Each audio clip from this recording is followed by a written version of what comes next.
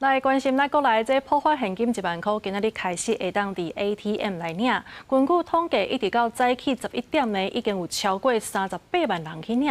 想要知影讲倒位有破发现金的 ATM， 这民众嘛会当透过社群软体去查。另外，这家长若准备替约的13岁的囡仔来领，就要注意，干那健保卡呢是用囡仔的卡号尔，这家长本人的资料要是爱拍入去。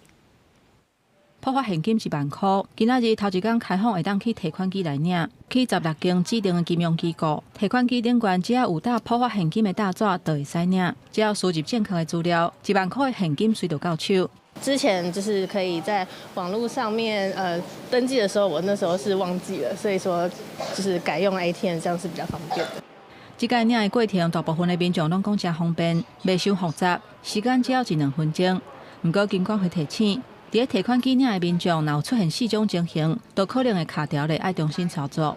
包括使用非指定金融机构的提款机、身份证号码或者是金融卡对应的资料无同、口座已经受到监控或者是启用警示，或者是提款机本身故障也是无连线。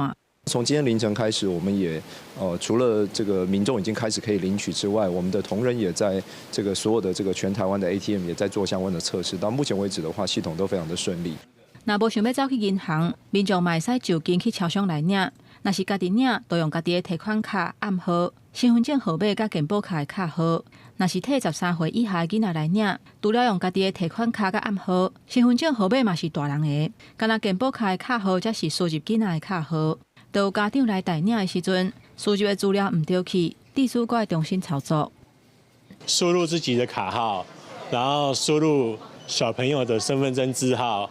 再输入小朋友的健保号码，这样子是领不到的。失败的时候当然是有点紧张啊，那我就想说，我就到时候去邮局24号去邮局领就好了。界面就是有直接可以有什么全民相挺，那个蛮清楚的，你就点进去，然后输入你资讯，其实就一下子就拿到钱了。